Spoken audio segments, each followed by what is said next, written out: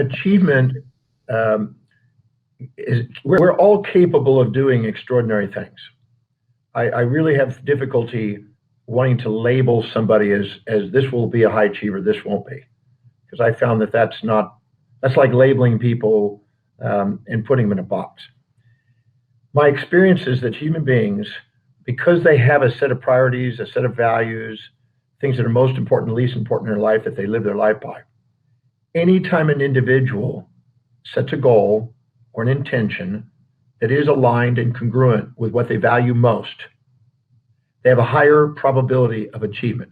Their self-worth goes up, their vision of what is possible for them expands, and they tend to spontaneously take action to achieve. So everyone has an inner achiever, an inner leader, waiting, many times dormant inside, but it's awakened the moment we set congruent goals, ones that are truly inspiring and meaningful to us.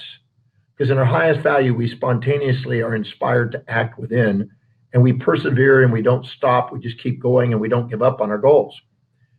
But if a person is unclear what they are, or compare themselves to others, put people on pedestals, inject other values into their life, cloud their own clarity of their own highest values, distract themselves with outer essentials that they think they've got to do to please people, live in shoulds and ought tos and supposed tos and got tos and have tos and must by outer world injections, they will dilute their potential and they will decrease the probability of being an achiever. So I believe that every human being has that capacity, because I've seen people in my program, The Breakthrough Experience, which I've been doing now 29 plus years now. I've seen people that have been labeled low achievers, unmotivated, undriven, playing small, all kind of labels. And what we do is we find out what their life truly demonstrates by doing value determination, truly demonstrates is important to them, structure their life according to what they really value, and quit comparing themselves to others and living in the shadows of others and trying to be somebody they're not, and give themselves permission to go after what's really demonstrated as important to them. And they start unfolding that natural leader and that achiever inside. So there's the distinction between the achievers and the non-achievers is not so much the individual as it is whether they're congruent or not, and whether they know what's really important or not, and whether they give themselves permission to live according to what's priority in their own life and try to not be somebody they're not. Authenticity and integrity and leadership and achievements go together. But so many people compare themselves to others, inject those values of other people, cloud the clarity of what's important to them, try to be somebody they're not, try to set goals that they're not, trying to be a fish when trying to climb a tree as a fish, or trying to swim as a cat, instead of actually honor what they are and set goals that are congruent, or shift their values into something they say they want to achieve. There's either one of those I show in the Breakthrough Experience. But unless there's a congruency, unless there's a clarity on what's really important to them, the probability of them getting to see that they're a high achiever and recognize it inside themselves is less. And so many times we spend all our energy trying to please the world on the outside instead of serve the world on the outside. There's a difference. Subordinating to the world on the outside is different than serving the world by doing something that is meaningful and inspiring from within in a way that fills other people's needs. It's a difference between that and just subordinating and minimizing ourselves at the expense of the world around us and playing small and a follower. So I'm a firm believer that you have a leader inside. You have an achiever inside. It's about you becoming congruent, about knowing what truly is valuable to you, and quit trying to be somebody you're not. That's the key. The first exercise is to do an honest, introspective, reflective investigation of who and what you are by looking at what your values are. On my website, drdemartini.com, many of you already know about it, and if you don't, please go online and go on and look up the value determination. When you get off this webinar, go on the value determination and fill it in. And there's 13 questions. It'll take you about 30 or 40 minutes. There's 13 questions, and it's very important to answer these questions authentically, not putting down what you think it should be, or what you think it ought to be, or what you wish it would be, or what it used to be, but to answer the questions based on what your life demonstrates. Your actions speak louder than your words. what you live every day is more important than what you think you're living every day. So you got to go and look carefully and answer these questions very precisely to determine what your life is demonstrating is really valuable to you and what you're committed to. Because nobody's committed to a company when they go to work. They're committed to the fulfillment of their values. If they can see how what's going on in their life is helping fulfill it, they liven up and they become engaged and inspired, and they're more creative. So we first have to start. The first exercise is getting clear about what your values are. Now, I know I say that in almost every seminar because that's the cornerstone of all behavior. If you want to achieve something great in your life, you have to be congruent with what's truly meaningful, or you will not have the vitality and the clarity and the energy and the executive functions inside your brain active to help you achieve. So first exercise is go online, do the value determination. And the way it is set up online is you can do it, you can store it, it's private, no one will see it, but do it, sit on it. Look at it again tomorrow and do it again. And make sure and do it as if it's separate, like the second time you do it. And be honest with those answers. And make sure you look at what those answers really represent. When it asks you, how do you fill your space? What is really the most common things that you fill and surround yourself in your space? And what do they really represent? And what's the meaning of them? And really get down concise and take a look at what's important to you. And if the answers that keep coming up on this questionnaire, the ones that are most frequent, are in the direction of what you value most versus least. And knowing what that is the first step. Because if you don't know what's really important to you, you're going to set goals that are incongruent with that. You're going to wonder why you're drained, why you're scattered, why you can't stay focused, why you give up, why you feel like a failure, why you self-depreciate, these types of things. So, because until you set goals that are congruent, you are designed to self-depreciate.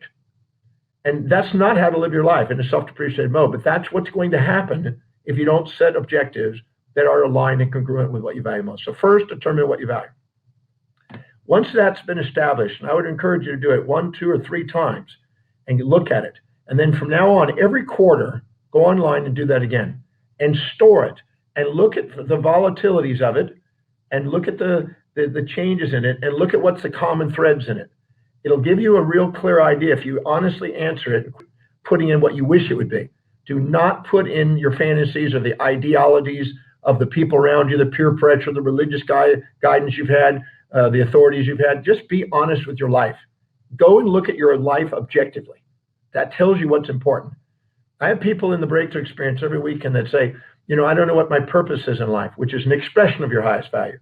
And I look at it, I ask them, what do they spend their day doing that's inspiring to them, that they spontaneously do, that nobody has to remind them to do? And they go, well, I spend time with my kids, or I go to work all day, or I do this. Their life revolves around what they value. And even if they say, well, I don't like my job, they wouldn't be going there and spending 14 hours a day if there wasn't something in that job that was meaningful. And that may be that it's a financial secure pathway. It may be a door of opportunity. It may be learning a skill. Whatever it is, you want to find out what that is, because that's really what the value is, that's the reason why they're doing it. So determining what the values are is first. Doing it again and again so you get more real confirmation on it. Keeping current with it, that's exercise number 1. The second exercise is once you know what that is, then it's wise to ask yourself a very simple question that I learned from 2 people in different ways. One was Mary Kay from AK Cosmetic Company, who I had the opportunity to spend time with. She said that every day, ask yourself, what are the 6 or 7 highest priority actions you can do today that can help you fulfill this highest value, this thing that's most meaningful, your purpose in life. And it's wise to get clear and concise and write what it is you feel is your dominant motive, your chief aim, your absolute purpose statement that you want to dedicate your energies to, whatever that is. And there's no right and wrong about it. It's not here to be compared to somebody else in the world. It's you. But ask yourself, what are the 6 or 7 highest priority actions I can do today to help me do that? And write them down. Or you can go one step further and go to what Gary Keller says in his One Thing. And that ask yourself, what is the absolute one top highest priority action I can be doing right now, today, that can help me fulfill this mission, this meaningful, purposeful, highest priority action that I'm committed to? If you stay on the highest priorities or the highest priority, it's impossible for you not to expand and feel more confident. Because anytime you're doing the ABCs, not the XYZs of priorities, you automatically grow your self-worth, you automatically achieve more, you automatically gain momentum, you incrementally keep expanding, you automatically affect the executive center and see vision, tend to strategically plan and think it out with foresight, you tend to make actions on it, you tend to have more self-governance and more discipline to achieve. So sticking to highest priority things. If you don't fill your day with high priority actions that inspire you, your day is designed by entropy to fill up with low priority distractions that don't. And the low priority distractions that don't are feedback mechanisms to guide you back to what is priority. Everything that's going on in your life is trying to get you back to what's priority. It's all on the way, not in the way if it's interpreted properly. So after you've determined what your values are and determining what the top one is and determining what your real purpose or chief aim or primary objective is, the thing you feel is your calling in life, then ask yourself, what are the highest priority actions or highest priority action I can do right now and throughout the day that I can do it? You do one at a time, and when you finish that one, and make sure these are not long-term actions that take weeks or months or days. I want daily actions, the highest priority daily action you can do that day, right then, on the spot, and take action on. And then the second you finish it, ask yourself, what is the next highest priority action that I can do today that can help me fulfill my highest priority? Or if you do the 7, keep it to 7 actions that you're committed to that day. Don't sit there and stack up things you say you're committed to and stack them up with this big checklist and overwhelm yourself and feel goal overrun and feel beat up at the end of the day because you never get everything done. Stick to the highest priorities and keep focusing on what's really most important. Again, if you stick to the ABCs, you grow in self-worth. If you allow the XYZs, you lower your self-worth. Once you have that and you're clear about what those actions are, keep inventory and record of what they are to find out what are the priorities of the priorities. Because over time, you'll see that there are certain priorities of priorities that keep standing out. This is the key to be able to surround yourself with people around you that you can delegate other things to and get to the thing that's really most productive and most meaningful in your daily life. If you do that, you're automatically going to increase your achievement level. Then you want to make sure, again, and number 3, you want to make sure you delegate everything possible that is not the most inspiring thing. Because if you're bogging yourself down with low priority things that dilute your power, your productivity, your power of making income, your achievement feelings, you're just diluting yourself. So don't sit and distract yourself with low priority actions. Surround yourself with people that can help you. And that forces you to go out and serve people in a way that earns an income to pay for that. But if you're not making a difference in serving people in a way that earns an income, you won't have the income to be able to delegate. You'll be trapped doing lower priority things which devalue you and lower your achievement level.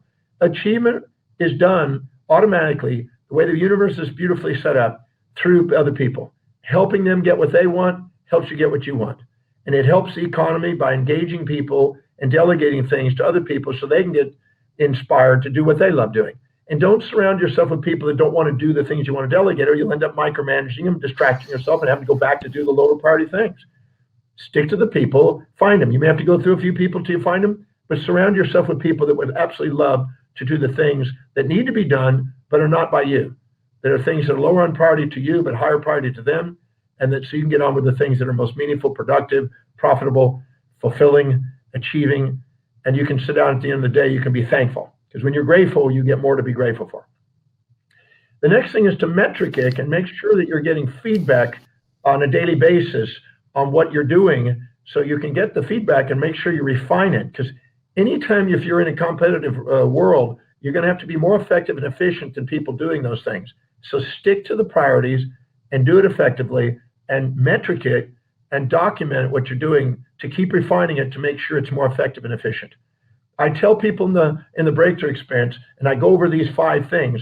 Make sure you know what exactly you would love to do in life. How do you get handsomely, beautifully paid to do it? What are the highest priority actions to help you go and do it? What obstacles you might run into, and how do you solve them in advance? What worked and what didn't work today? How do you do it more effectively and efficiently? And how did, no matter what happened today, help you fulfill your mission? If you go in that way and do those exercises on a daily basis, it's impossible for you not to grow.